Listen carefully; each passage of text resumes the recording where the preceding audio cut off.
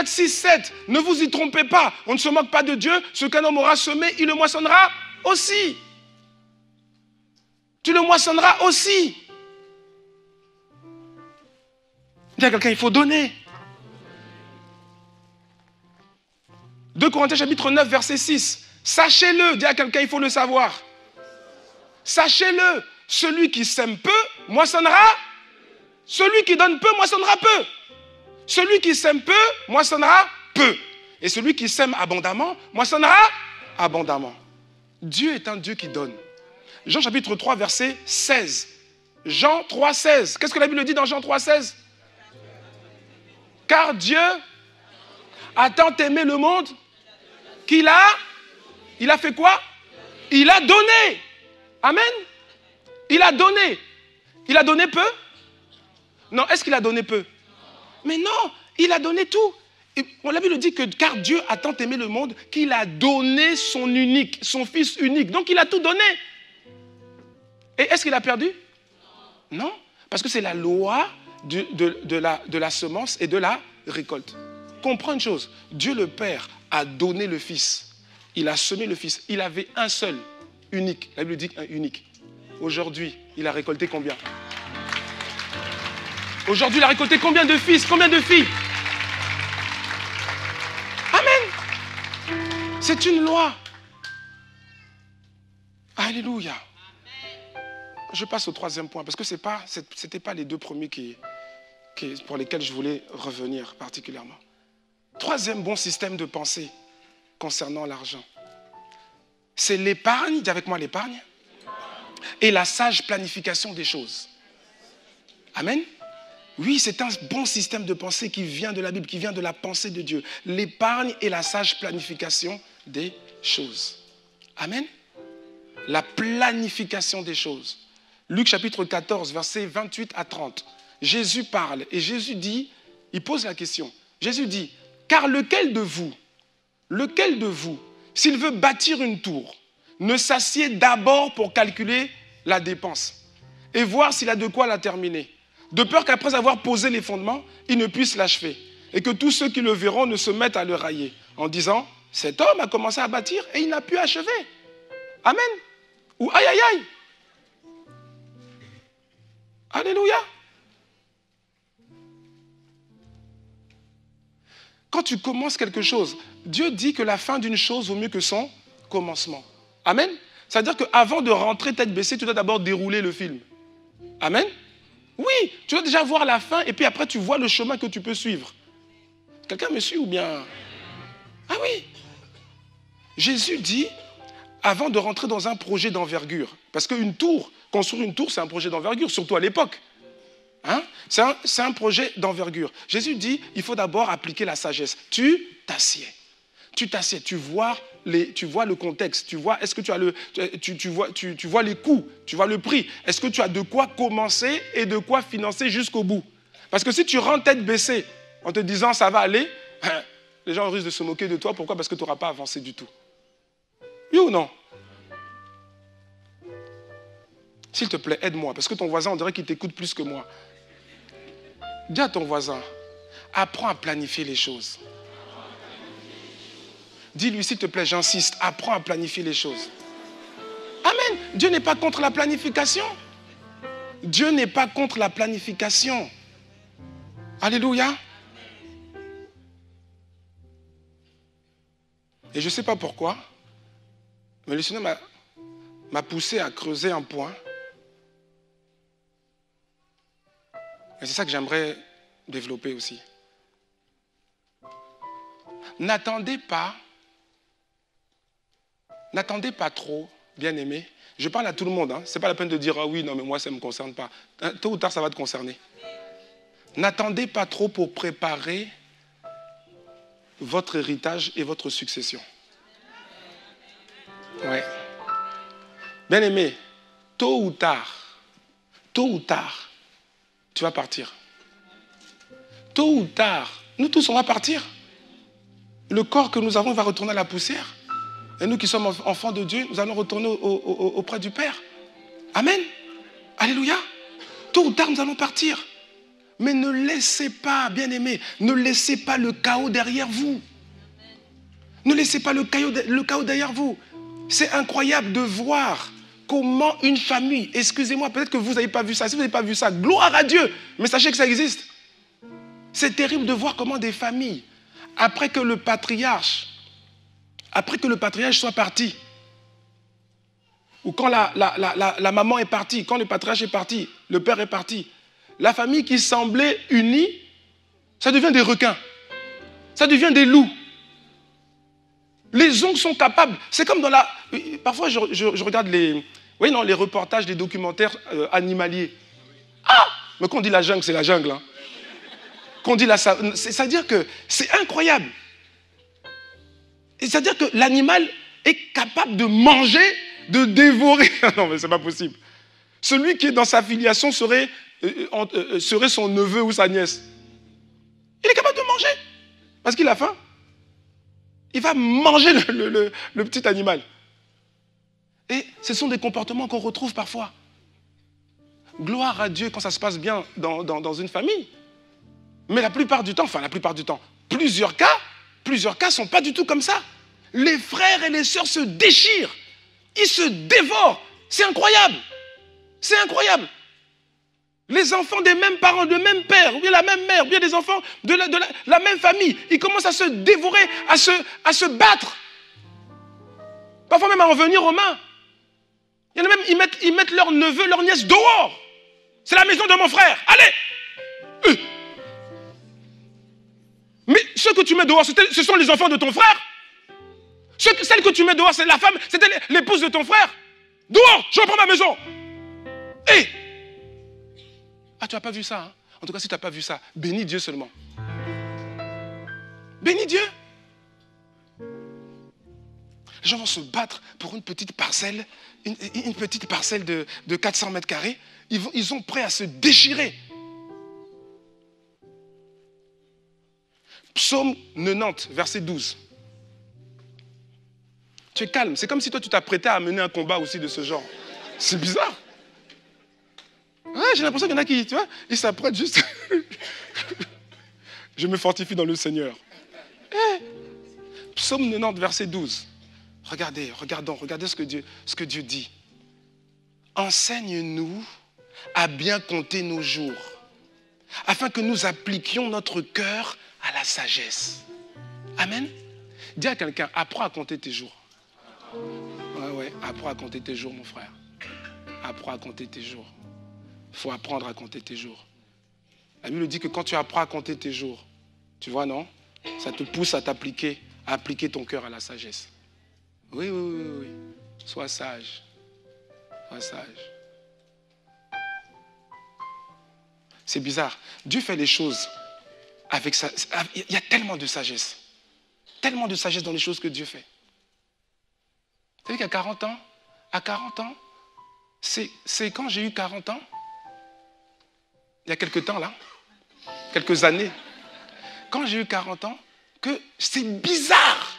C'est-à-dire que quasiment le jour de mes 40 ans, un premier poil blanc commence à sortir. Mais non, mais c'est impressionnant. Hein. Ça m'a marqué, ça m'a presque choqué. J'ai dit, donc à 40 ans, le premier poil blanc, il sort. Au début, je voulais le combattre. Après, il a eu des alliés. Il fallait maintenant combattre des alliés. Après, toute une armée. Après, tu dis, bon, écoute, ça, c'est un combat vraiment. Non. Juste à ce que je comprenne que, en fait, Dieu est sage. Tu vois, non? Tu vois? On ne va pas vivre jusqu'à 200 ans, 300 ans.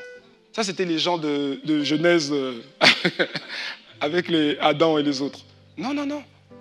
Voilà.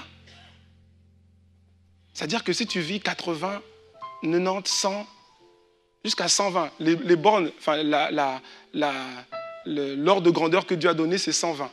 Amen, c'est dans la Bible, dans Genèse. Amen. Donc, tu vois, j'ai compris que parce qu'il y en a, ils mettent des, comment on appelle ça? Les produits, Super Black, tu connais, hein? Ah, tu dis ça déjà? Ah, à ton âge, mais quel âge as-tu réellement? Donc super black. Donc tu vois, hein? Et puis quand tu te mets devant le miroir, super black.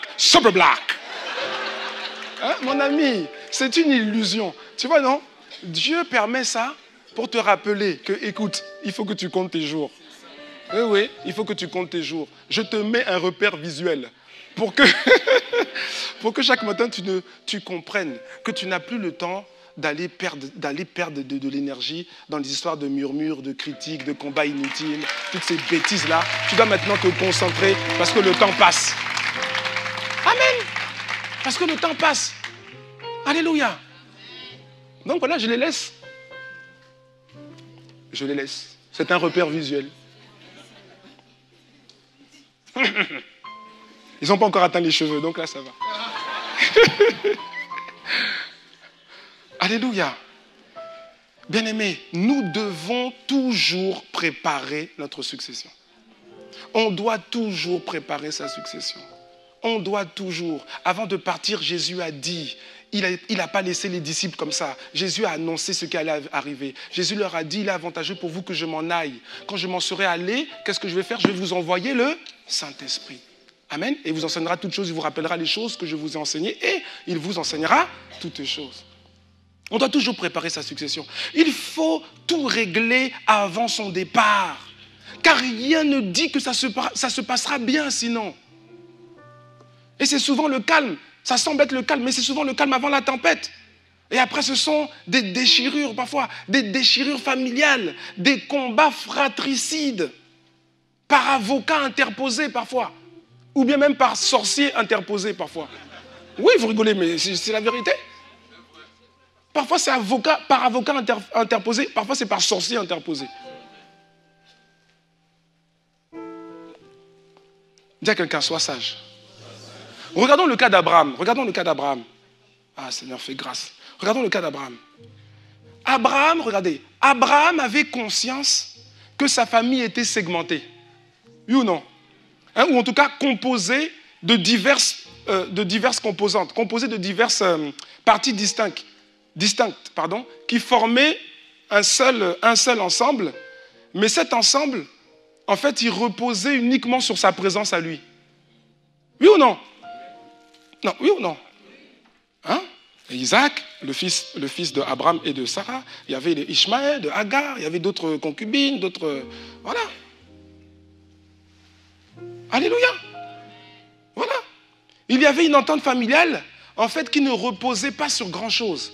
Cette entente familiale reposait uniquement sur la personne d'Abraham lui-même.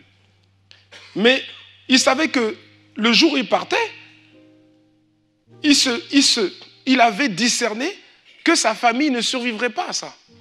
Non, quelqu'un me suit ou pas? C'est ainsi que dans Genèse chapitre 25, versets 5 à 6, il nous donne une leçon. Il nous donne une leçon à nous tous. Le Seigneur nous donne une leçon à travers ça. Genèse chapitre 25, versets 5 à 6. Abraham donna tous ses biens à Isaac. Que quelqu'un les amène à ça. Abraham donna tous ses biens à Isaac. Donc moi je pose la question. Je ne te demande pas de répondre tout de suite. Je pose la question. Toi, qu'est-ce que tu vas donner à tes enfants?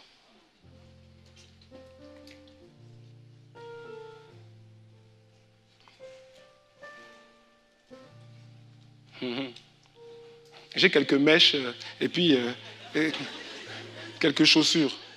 Mon ami, c'est peut-être même pas la même pointure. Donc reste tranquille. Abraham donna tous ses biens à Isaac. Verset 6. Regardez bien. Regardons bien, soyons concentrés. Verset 6.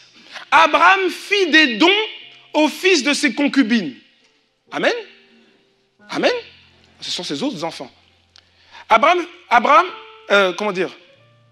fit des dons aux fils de ses concubines. Et tandis qu'il vivait encore. Ça, c'est de son vivant. Amen. C'est de son vivant.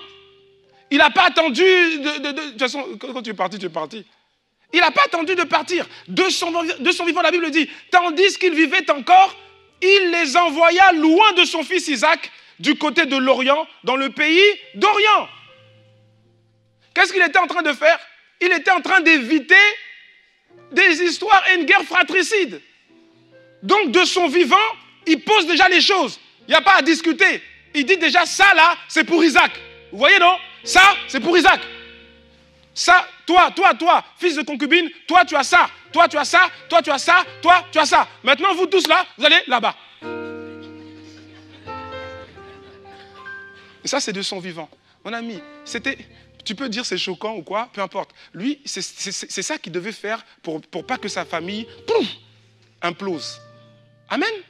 Et il l'a fait de son vivant. Dis-moi amen et on continue. Regardons, observons le cas d'Isaac. Dis avec moi la sagesse. Observons le cas d'Isaac. Ah Seigneur, le cas d'Isaac. Genèse chapitre 27, versets 1 à 4. Genèse 27, versets 1 à 4. Isaac devenait vieux. Isaac devenait vieux. Et ses yeux s'étaient affaiblis au point qu'il ne voyait plus.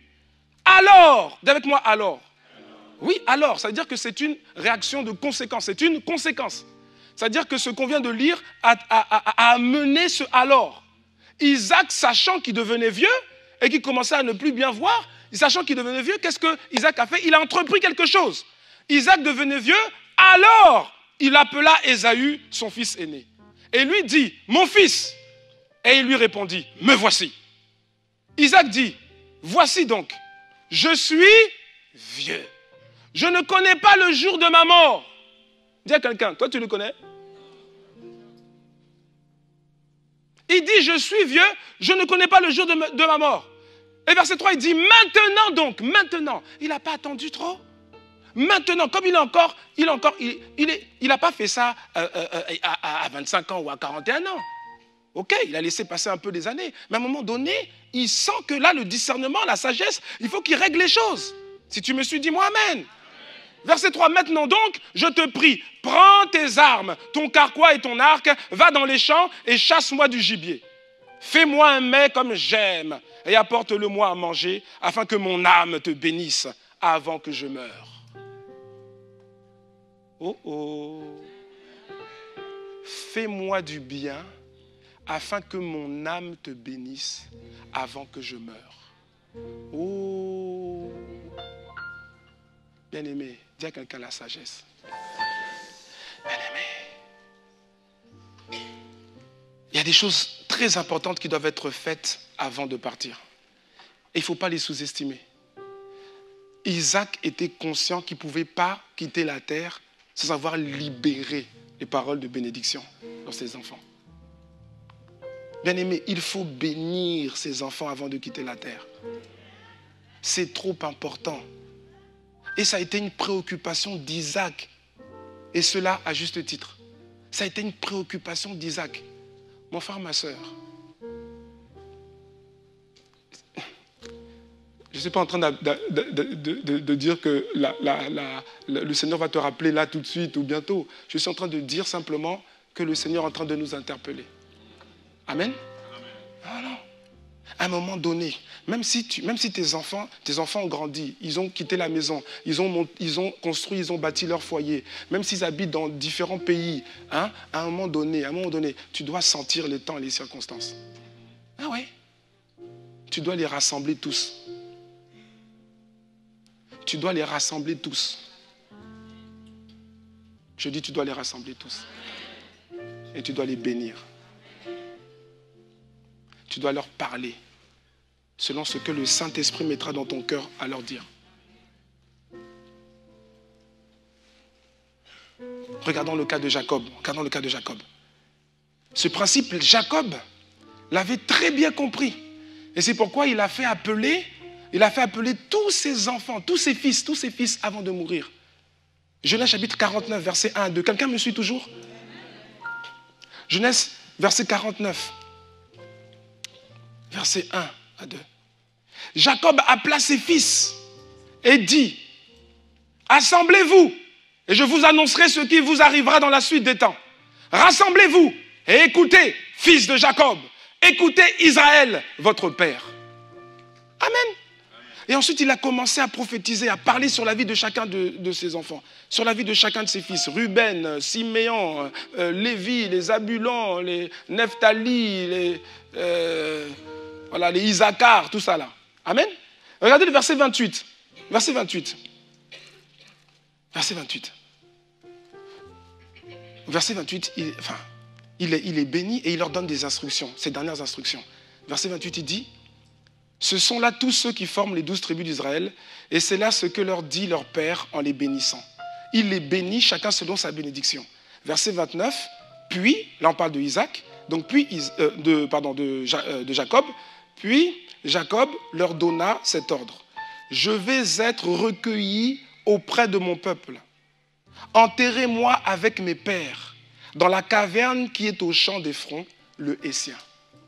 Le Hétien ou le Hétien. Amen. Qu'est-ce qu'il fait? Il rassemble ses enfants. Il libère des paroles de grâce, des paroles de bénédiction. Il prophétise sur eux. Et puis ensuite, il leur donne des instructions pour la suite. Amen. Psaume 90, verset 12. Enseigne-nous à bien compter nos jours, afin que nous appliquions notre cœur à la sagesse. Ton amen est un peu...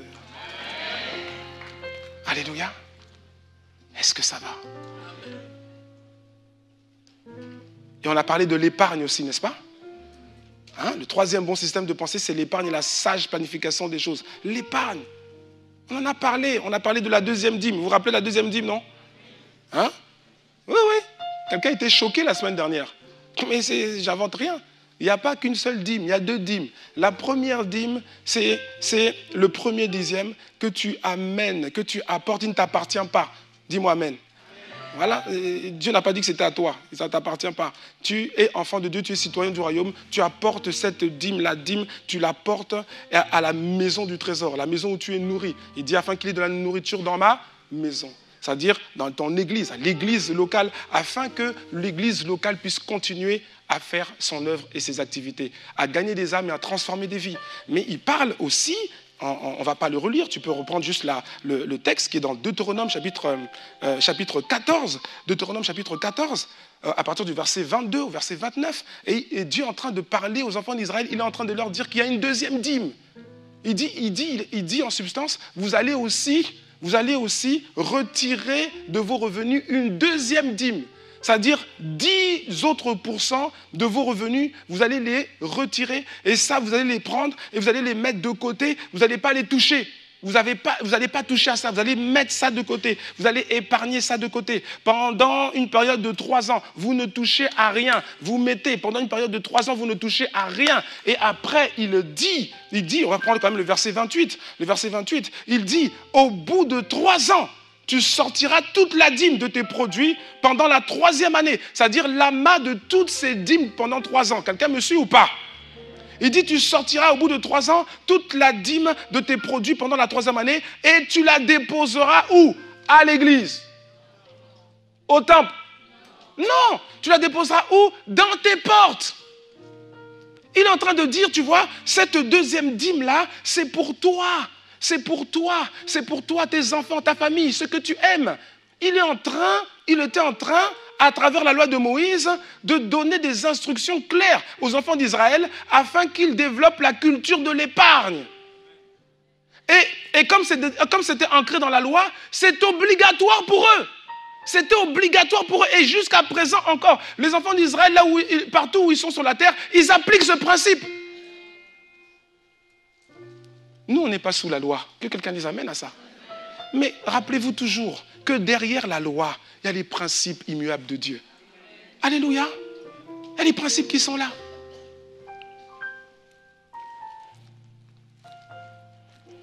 Dis à quelqu'un, fais-le pour toi-même. Fais-le pour toi-même. Et il y a tellement de bienfaits à l'épargne. Il y a tellement de bienfaits. Il y a tellement de bienfaits. Il y a au moins 5 principaux bienfaits de l'épargne. Dis amen et puis je les décris. Oui. Premièrement, l'épargne te permet de te prémunir des dangers et des incertitudes futures. Oui. On parle d'épargne pour imprévu. Proverbe chapitre 6, versets 6 à 8. Va vers la fourmi. Proverbe 6, versets 6 à 8. Va vers la fourmi. Paresseux. Ce n'est pas moi qui dis, j'ai lu. Va vers la fourmi paresseux, considère ses voies et deviens sage. Elle n'a ni chef, ni inspecteur, ni maître. Verset 8. Elle prépare en été sa nourriture. Elle amasse pendant la moisson de quoi? manger. Pendant les saisons difficiles, elle aura de quoi manger. Pourquoi? Parce que pendant les saisons de grâce, de l'été, qu'est-ce qu'elle fait? Elle met de côté. Amen. Amen. Donc, qu'est-ce que l'épargne va faire?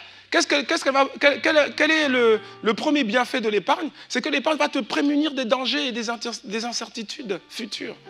Deuxième chose, l'épargne te permet d'augmenter ta richesse. Oui, et de prendre soin de ton futur et de celui de tes enfants. L'épargne est le premier levier simple et accessible pour augmenter tes avoirs et ta richesse. Proverbe 13, verset 11. Proverbe 13, verset 11. Dieu dit, la richesse mal acquise diminue, mais celui qui amasse peu à peu l'augmente. Amen. Alléluia. Autre chose, l'épargne d'aujourd'hui te permet de rendre une vision ou un projet que tu as concret demain. L'épargne d'aujourd'hui te permet de rendre une vision concrète pour demain. Est-ce que ça va? Alléluia. Est-ce que ça va? Tu veux te marier. Tu cries partout que tu veux te marier. Tu dis partout que tu es en âge de te marier. Tu dis partout, tu ne lis pas la Bible, mais bizarrement, quand on te demande des versets, tu ne connais pas les versets, mais bizarrement, tu connais ce verset qui dit qu'il n'est pas bon que l'homme soit seul. C'est bizarre. Tu veux te marier. Frère, excuse-moi, tu vas l'emmener où? Tu vas l'emmener où? Oh non, mon juste vivra par la foi. Écoute, écoute, j'ai déjà dit ici. Ok, mon juste vivra par la foi. Mais attends. Mais la sœur là, que tu veux prendre en mariage là, on comprend, elle vit par la foi aussi. Tu vois, non? Mais la foi, là, ta foi bizarre là, non, non. La foi dont tu parles là, ça ne la nourrit pas ça. Hein? Elle mange pas la foi, elle mange du foie, en plus du foie gras. Tu vois, non? Donc, laisse-moi te dire juste. Ça, c'est des discours. Franchement, t'inquiète pas, nous aussi, on est spirituels. D'accord? Voilà. C'est pas la peine de nous faire ressentir comme si on était charnel. Parce que la sœur te dit, mais on va faire comment? Toi, tu dis, oh quoi, tu n'as pas la foi. Mon ami, écoute, il n'y a que 2 lettres entre la foi et la folie. 2 lettres.